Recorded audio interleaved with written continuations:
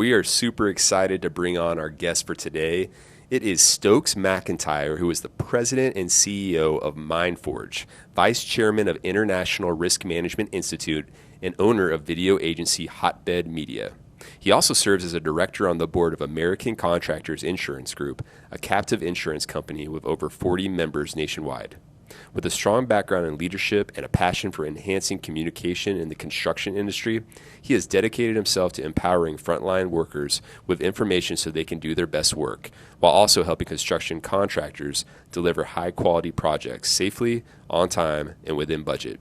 As an Eagle Scout, he brings leadership, discipline, and integrity to various pursuits. We're excited to have him on our show. Welcome to Culture Climate, presented by STC. Company culture is complex, like trying to track down Sasquatch. We're here to dive into the belly of the beast. Join us for firsthand stories from leaders, along with transformative ideas and insights impacting organizations and people. Ready to climb it? Let the journey begin. All right. Well, welcome to the Culture Climate podcast presented by STC.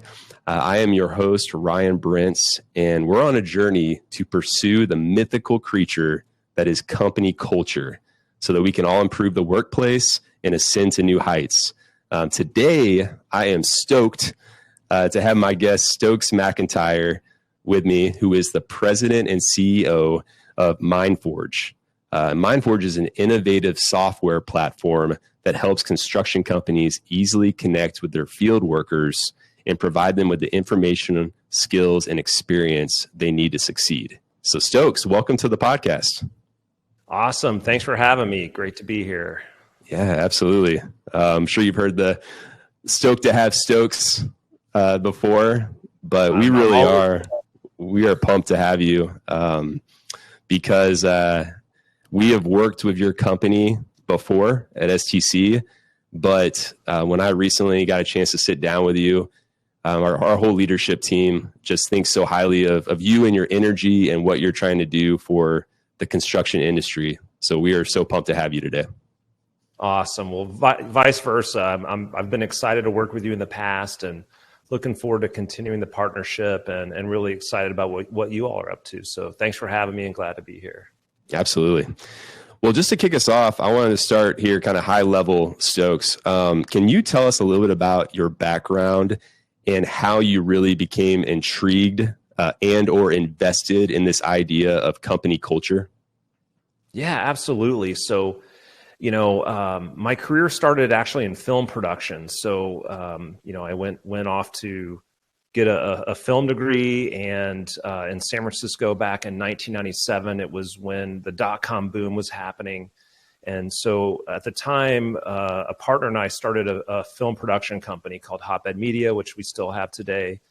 But, what we found ourselves, of course, loving the idea of creating something, whether it be a TV commercial or a film or brand film. And so what we learned very quickly was we needed to work with a lot of people to get that done, right? So if you're trying to create something, it could be a bridge, a highway, a building, a car, a piece of software, a movie, a TV commercial, something bigger than yourself, you've got to rely on people to do that. And what I quickly learned and through a lot of mistakes and some pain, right, was, hey, I've got to create an environment where this team can work really well together to create something.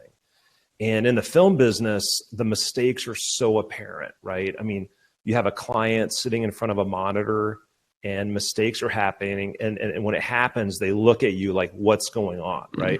Yeah. So the pressure is extreme.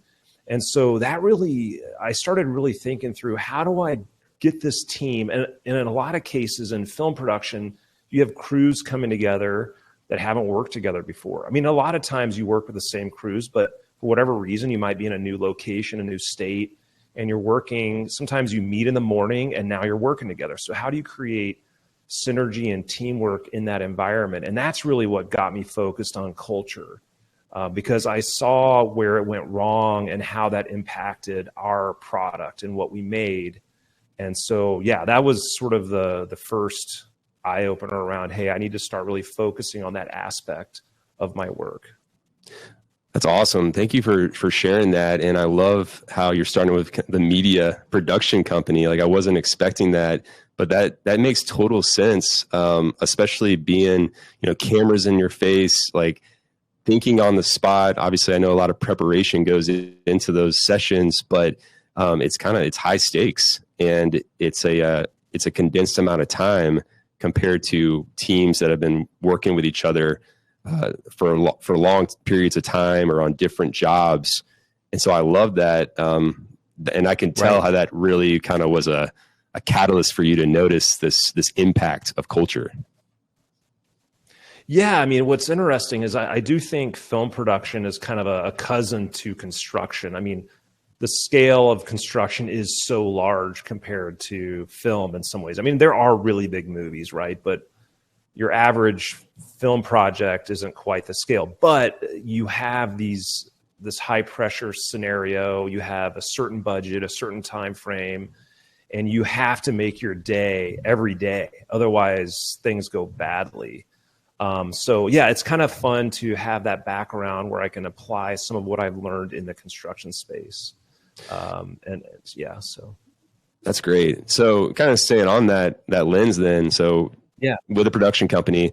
So yeah, you obviously identify this need for how do I develop a strong culture on this set?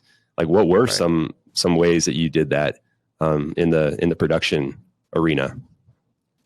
Yeah, so a lot of it was, when I first started out, I wasn't really thinking in terms of culture. So you're just trying to get the job done, right? Yeah. You're not really thinking, what is our culture? How do I drive it?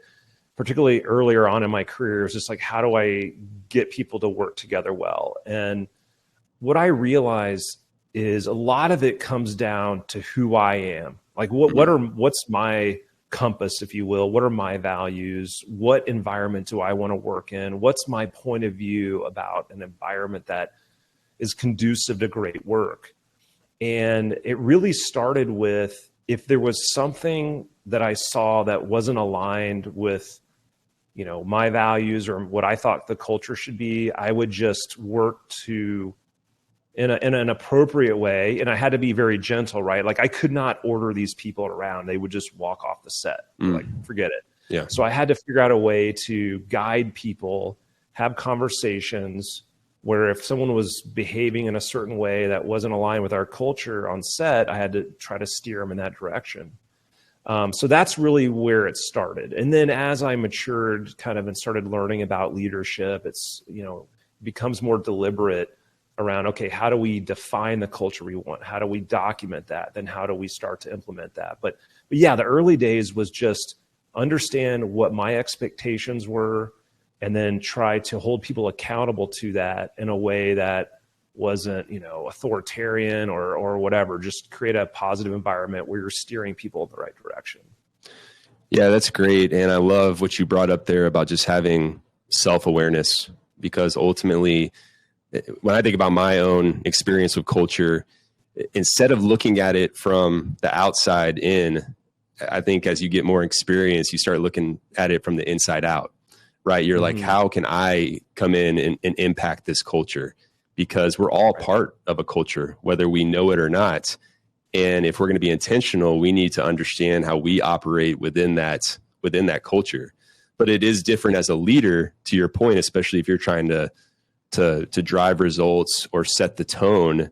And so what is your compass that's going to really, set the direction for that arena? And so I love how you noticed that and took action there. That's awesome. Yeah, I mean, the reality is, like you said, a culture is going to exist. It's just, is it the one that you want, right? And I know that there were times when I didn't focus on that. There was a culture. It wasn't good. Yeah. You see people that are upset. Why are we doing this? There's conflict between departments. And I think the same happens in construction, right? Like there's going to be a culture on the job site no matter what. And is it one where there's conflict, or is it one where there's harmony? And so, yeah, it starts with you as a leader, just trying to understand, what is my point of view on this? And then how do I start, kind of course correcting that? I love it. There was one, my mentor I don't know who to attribute this to, but he said, culture is really a matter of what behaviors do you allow to exist on your site or on your project. And that was really interesting to me, because at the end of the day, culture is really just a sum of behaviors and decisions. Yeah, absolutely.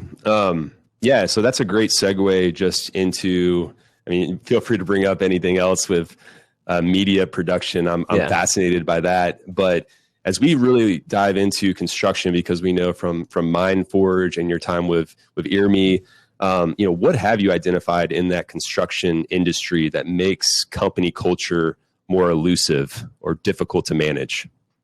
Yeah. I think there's two big things that make culture hard to manage on construction projects. And every job's different, right? There's big jobs, little jobs. But the first thing is, one, you have typically people that are working remotely out in the field, right? They're not centralized in a home office or in a building or a series of buildings. You have people working out in the field. And what we've seen is there's oftentimes a communication kind of disconnect there, meaning, in our offices, we have Microsoft Teams, we have Slack, we can get together in a room. Communication is really easy in a way. Whereas out in the field, you have people showing up and they're in many ways disconnected from the home office. So that is one thing that's really challenging to overcome. I think the second thing is, depending on the job, you do have a lot of different companies working together side by side, a lot of different trades, and they're bringing their own culture to the table. So, if you're a GC and you're trying to manage a bunch of different trades on your job site, that can be challenging as well, because now you have a bunch of people coming together with different cultures, and how do you align them to your culture to make sure this job is successful? So I see those as two big challenges that I'm sure there's a lot of other ones, but those are the ones that I've identified. So. Yeah, those are great ones. And obviously from those two challenges that you mentioned, communication and kind of this melting pot of different cultures coming onto one job site, was that the genesis of this idea of MindForge, and how there could be a solution, or at least a solution, to help with these two issues? Yeah, absolutely. We're also associated with a captive insurance company, American Contractors Insurance Group. And so, we have a family business, and that family business has been involved with ACIG for 40 years. And so, we've seen over those years the kind of losses that can happen around, personnel injuries, but also quality, losses, that sort of thing. So the theme there was, we've done so much to reduce losses. We were trying to uncover that next kind of rock to see how can we impact this. And so that's what got our wheels turning around communication and culture. And so when we started looking at the issues that jobs face, that disconnect kind of came to the fore. And then we thought, okay, how do we begin to solve that? And so we really didn't see a tool out there to deal with this issue, right? There's texting, there's word of mouth, there's phone calls. A lot of the communication software like Microsoft Teams or Slack, they're built for offices. So this gap is really what inspired us to build the platform that we built. So, and it's so needed, and I think it's so important to be able to leverage technology in a blue-collared environment that can be looked at as old school. And hey, we do things the way that we do things, and so innovation can take. I would say it can take a little bit longer in this industry. And so for you all at MindForge to come up with this innovation that really takes the human component and puts it into the hands of the user, and particularly the field worker, because at the end of the day, they're the ones boots on the ground making it happen, and empowering them with information from the leaders that can communicate it in their own distinct way. What an incredible tool to leverage something across hundreds of thousands or millions of square feet. So it's an awesome opportunity. And so what has been some of the feedback from that? I mean, what kind of feedback have you received regarding MindForge and the platform? The companies that get it, and they're using it in an amazing way. And I'm always inspired. If I want to get inspired about my work, I wake up, I have a dashboard I can look at, and I can see what communications are happening. And that gets me fired up every morning, right? So that's one camp. The other camp is, things work the way they're working now. We've been doing this. We've been using word of mouth. We use texting, phone calls, and that seems to work fine, right? And so that's the tougher conversation to have, because we're trying to convince people, hey, yes, it's technology, and there is a lot of technology out there, but this is a great way to enhance how you're delivering information, right? And the sort of response I get from that camp is, I prefer the old-fashioned way, And what I'm trying to focus on is there can be two truths, right? Like the two truths that exist are the old-fashioned way is awesome, word of mouth, looking someone in the eye.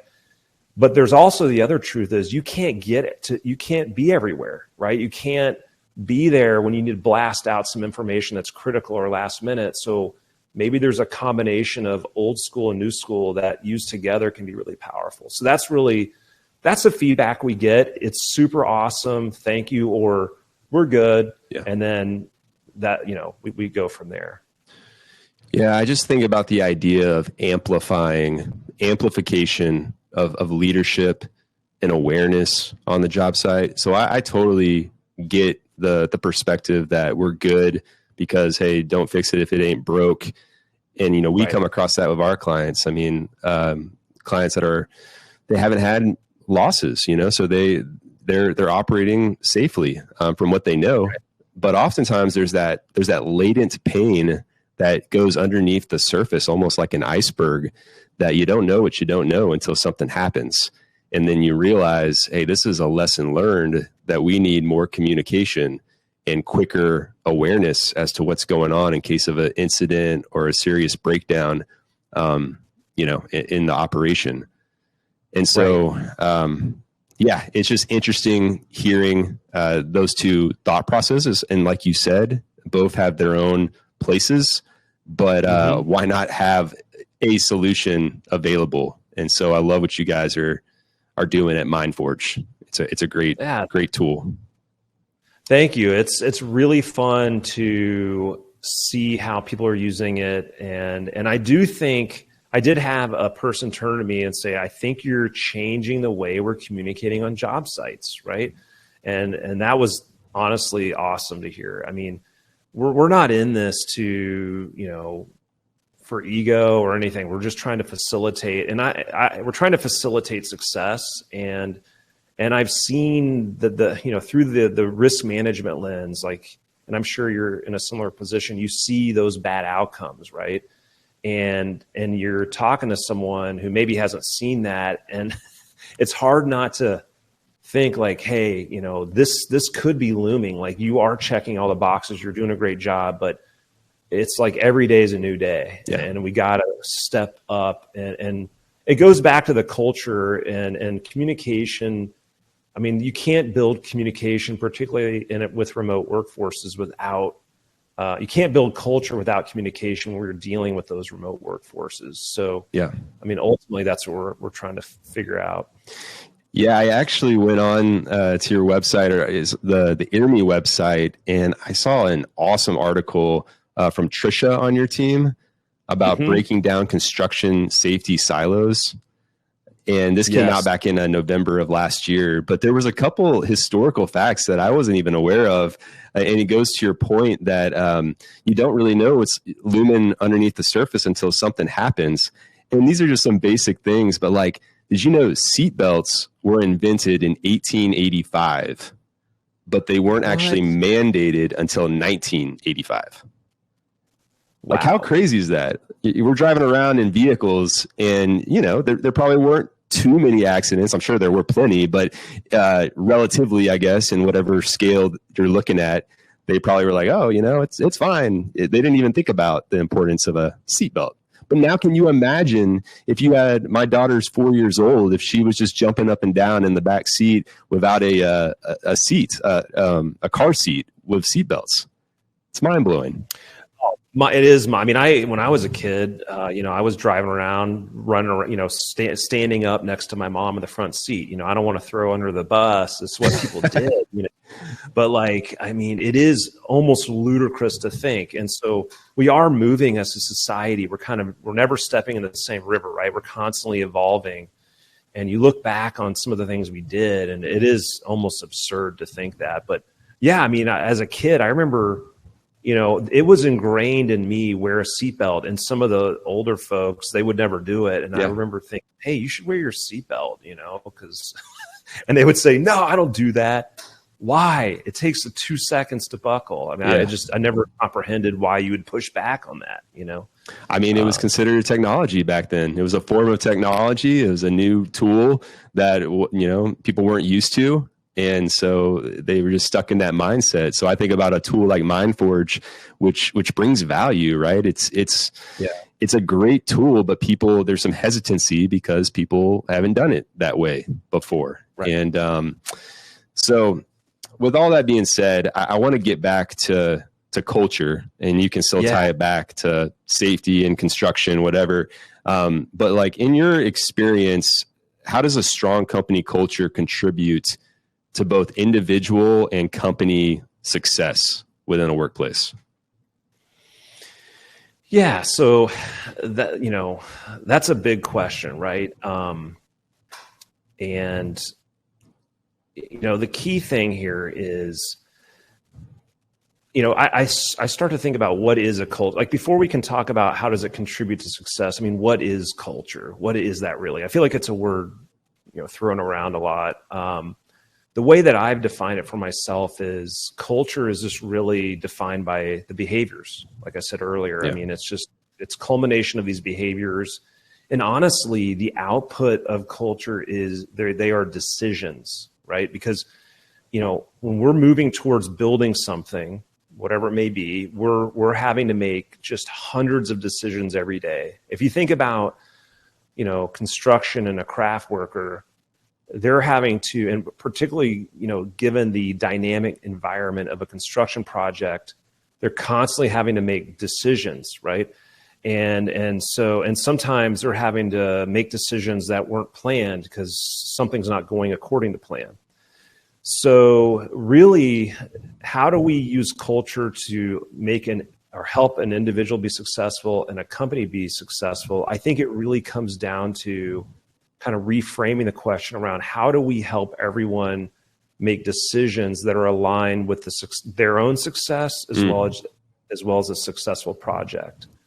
And so if we can key in on that part, then now we're going to set ourselves up for success. What does that really mean? So really we become influencers, right? We're trying to influence decisions.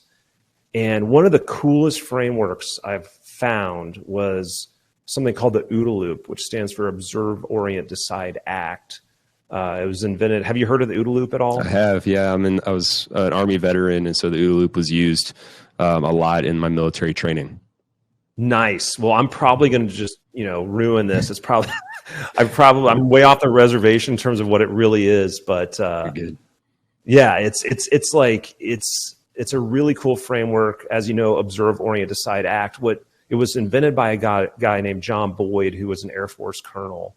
And what he says was the orient stage, which is when our mind takes in what we see and then we process it. It's influenced by the knowledge we have, the skills we have, the experience we have, what motivates us, and also the culture we work and live in, right? So that right there, I know it's almost like a feedback loop because culture is a part of that. But if we work every day as leaders to wake up and say, do the people that work with me in the field, do they have the skills they need? Do they have the knowledge they need? Do they have the experience they need? If you can focus on that, then you're preparing and you align those things with what you've defined as successful for your organization. You're more likely going to see that individual making decisions that are going to lead to success, right? So that's really, that I think is what I focus on. When I think of culture, it's kind of overwhelming. So what I start to focus on is helping people make decisions, and what do I need to give them to do that? And if I can do that, then we'll have little wins every day that's going to culminate in our success. Yeah, thanks for answering that as a loaded question, bringing in the individual and the company and how does that contribute to success. But I think you nailed it, because you're trying to align those two, and that is a big challenge, particularly in the construction industry. If you're a general contractor and you're dealing with a multitude of trade partners, you're not only dealing with multiple companies, now you're dealing with multiple individuals within these multiple companies. So that's a lot, but you still can be an influencer, to your point. And a lot of times it comes back to almost like repeating yourself, finding effective ways to repeat, what your expectations are, what are your goals, what are your values, what are like those guiding principles that oftentimes you just can't take for granted that people are going to internalize that, because everyone's got their own set of priorities and thought processes.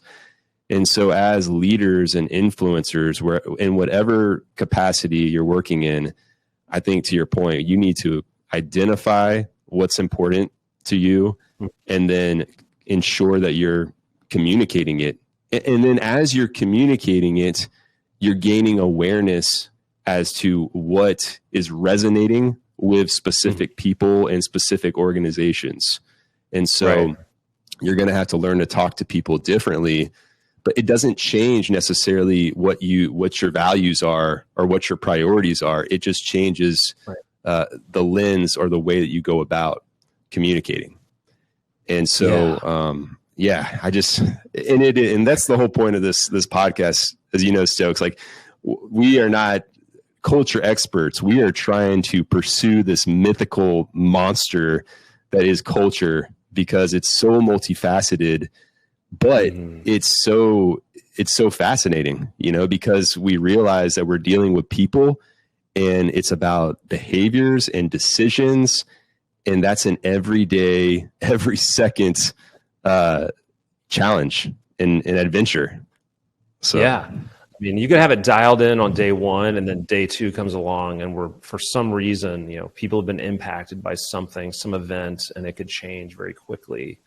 Yeah. I mean, that's and you mentioned, values. I really think values, it's funny at MindForge, we first came up with our set of values. They were words, right? Like, okay, this is our value. And then we thought, you know what, these values, I mean, they are trying to drive in a way our culture, right? So we kind of redid our values where there's statements like listen first, right? So I want them to be little statements that resonate through my head as I'm in a moment where I have to make that choice. Am I going to barge in here or let my emotions kind of get the most of me?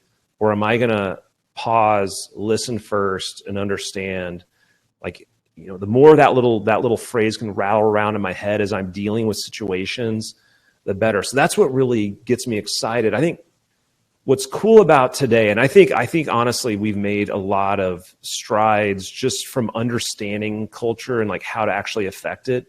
But if we can focus on these little tools, it starts to feel kind of manageable, right? It's still a very big thing, but you really can build a set of tools for yourself, and then every day wake up and as a leader, just kind of focus on those and start to make an impact. So. Yeah, that's what's really standing out to me from our time together, Stokes, is just really being aware of what's important to you and your organization as a leader within it. And if you can pinpoint that and first have awareness of that, and then stay consistent with that, man, like that's a powerful place to be. And then just taking into consideration the human element and all the different people, and knowing that you're going to have to act in different ways to different people, but it doesn't necessarily change the big picture of what you're trying to accomplish. It's just people are people and we're all different. So I think that's like where you have the consistency of knowing yourself and what you're about, but then you have the adaptability to be able to connect with these different human beings and these different organizations. Absolutely. And a question for you, I mean, what are you seeing in terms of culture in construction? I mean, I guess, when you look at any time you're trying to motivate a large group of people to achieve something, you were in the military, right? I feel like culture is a very large part of that. That's how we win. Those are life or death moments we're going to face, and culture is incredibly important. Do you see broad adoption to that idea that in order to build these things, these buildings or bridges in an efficient, safe manner, that culture is a major lever? Or is that kind of, where are people at with that, do you think? Yeah, great question. From my experience working at STC with all, many construction companies that we do business with, it really does come down to leadership. I quickly, within the first couple meetings with a new client, I can get a feel for that executive level's mindset towards safety and how serious they are about it. Really understanding, its tertiary effects, that the ramifications that it can have across different parts of their business, but also the opportunities. Like, it is a foundational element of any organization, but specifically in construction, where you're in a riskier, more hazardous arena. If you don't have a handle on that, or at least you don't have a plan and a process for that, well, that illuminates a lot of other gaps in your business. And I think the great leaders understand that. And instead of looking at it as a cost, it's more of an investment in their people. And then being able to see that effect as it trickles down from the executive level to the mid-level, the supervisors, the superintendents, the foremen that are supervising the work, and then obviously all the way down to the frontline worker, the laborer. And it's not going to be perfect, but if you can bridge those gaps between those different levels of leadership, which takes time, but if you have someone at the top, the leadership that is really bought in, then that's what we've seen to have the most success with the partners that we work with. And not to say that those other levels can't be influential in their organization, because they are, but you, as well as I, know that when it comes to driving it, you really need that leadership buy-in. And so I would say, leadership, like having buy-in, creating a culture that you have discipline, but you also showcase empathy, and you allow workers and supervisors to be heard. When you have that combination, that's powerful, and that's when you start to see over time the success. And you might not see the drastic numbers per se, but you can just feel it. You feel like a difference in that organization, and I would say that's the culture. Yeah, absolutely. That's awesome. Yeah, and it's got to be a major lever. I mean, it's for success. So, yeah, and you can tie it. We could sit here and talk about all the direct and indirect effects of culture, how we can tie those together to not make it such a fluffy word. But I just think there is something, and I'm sure you've been part of all different types of teams, as I have. There is something to be said of just that feel, that vibe that you have at an organization. You know what I think it is it's an energy, it's a sense of passion and excitement that you're working towards something together. And when you have that, even if you're in a tough situation, a circumstance, or a season, that culture and that energy can catapult you, and it changes the whole arena when you walk into a building or a job site or wherever it is.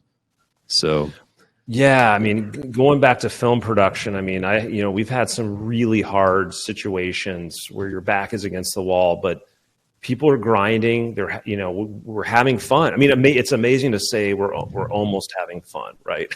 Yeah. and you have a great team. You're working hard. Everyone cares about their job. You're empowered by your bosses or whatever. We spend a large part of our lives at work. how do we strive for, success and have a good time doing it and feel like we're a team doing great work together. So totally feel that. Yeah, I love what you said. It was just fun. Like, don't discount that. Like in the military, when I was in the Army, everyone, you get this idea that it's so strict and hardcore, which it can be for sure. But I had some of my best days, like in the military. We just had such a fun time in some of these units that I was a part of. And I attribute that to having just a great culture. And so I just think that's something as we keep going with this podcast, I want to highlight more. How do you have fun, Right. And so I don't know if you have any thoughts on that, like for there, like how do you have fun at work and like try to incorporate it? Yeah. I mean, I think one is, obviously you got to bring the right people on board. I think hiring by culture and using culture to find the right people, it can't always do it, but, and then you try to be the beacon, right? To try to stay positive. I think someone's got to set the standard and try to, even in the darkest of times, not have fun in the sense that we're going to screw around and not do our job, but be into it and be positive. So that's kind of been my approach. So yeah, I mean, I feel the same way. I think working with the right people and just, staying positive. I'm on Reddit these days and I'm on these construction manager threads, and like someone posted like, what was your hardest day at work? And there was a lot of camaraderie, and it seemed to be a lot of concrete pours where just brutal pours were happening. And there was a lot of pride, and you can tell people were having fun. Like, this is really hard. And yeah, there was probably some tears, right? Like some bad, dark moments, but nothing that you couldn't have a beer over later and be like, wow, we did that. So yeah, I think I see it. It's just staying positive, I think, honestly. I love that. I'm an optimist to a fault. I'm one of those guys that, like my wife will just look at me sometimes like, oh my gosh, just stop with your positivity. Get out of here with that. Right. But over time, I'm a believer. Like, man, we're put on this earth for a reason, and I am not in control of it by any means, but we might as well do our best to look at the good and the positives in people and circumstances. I mean, ultimately just having a growth mindset. Right. Right. And, so yeah, I'm all for that. And I do think that plays a difference. The leader, I do think that when I think about my Army times, what I was talking about, I had the most fun kind of on like during it or in the back end of a very difficult mission or training exercise. But I remember like the leaders in that environment were ultimately positive, or they were trying to find positive ways to impact what was a difficult thing. And that made all the difference in the world. So that really resonates with me. Yeah, I got to think some of the training and missions you're on, I mean, they can be really tough, right? And that really, you either can figure out how to stay positive or it's going to be a tough time, right? So, wow, what an experience. And thanks for your service, by the way. Oh, thank you so much. Yeah, it was a pleasure.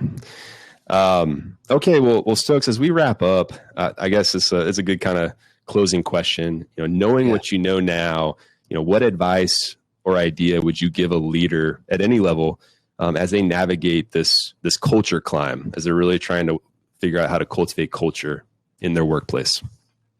Yeah, I'm going to go pretty high level here. I think the biggest focus that I've had and the challenge I've had is really in the context of all the work we have to do to set aside the time to really focus on it, document your culture, think about what you want it to be deliberate about it. So I think my advice is, schedule the time, put the time aside to do that. And I know it's hard, just particularly in construction, when it can feel like there's a lot of fires to put out. We're just trying to get a lot of jobs done, right? So that's one.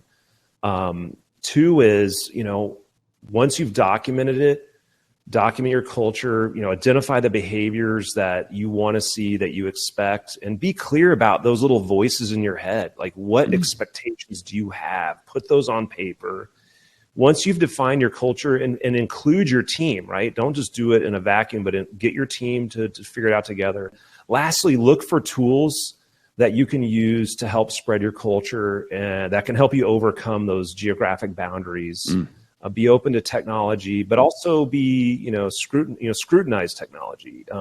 Find the right one for you, and be open to leveraging all those amazing tools we have available to help you spread your culture. So those are great. Those are great. A great summary right there of a lot of things that you spoke to in our time together, Stokes. I think just going back to like having awareness of what you deem necessary and important, and speaking back to your goals and values, being aware of that, and then communicating that clearly to everyone, and then involving people in the process, making sure you're not operating in a vacuum, like you're saying, and then just being reflective too, being reflective of what's working and what's not, and being open to change, because we live in this crazy fast world that is moving every single day. And, if we're not innovating or we're not adapting, then we're going to die, or we're going to fall behind. And so we have to be aware and open to new ideas and try new things, so I love all three of those points. And, I want to make sure that's, we clarify that as kind of the sounding board as we sign off here. And so I just appreciate those three things. Yeah. Well, look, I'm on my own journey, and I'm by no means have reached my destination. So it's something I think about a lot, and a lot of room for me to improve here as well. So, We're right there with you, Stokes. So we're doing this. We're trying to figure this thing out too, but that's the whole point of this podcast and this show. And so, Stokes, we're just so thankful that we could have you on as one of our initial guests on the Culture Climate podcast. And we look forward to sharing this with everyone, our whole audience. Where can the audience find you? How can we learn more about you and MindForge? Yeah, I appreciate that.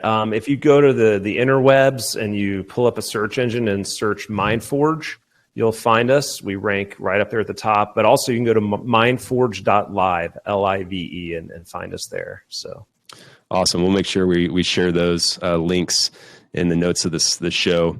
But that's all we have for now, everybody. Stokes, thank you so much for coming on. Thanks for having me. Yeah. Thanks. This is really fun conversation. Look forward to having more, and thanks for having me on.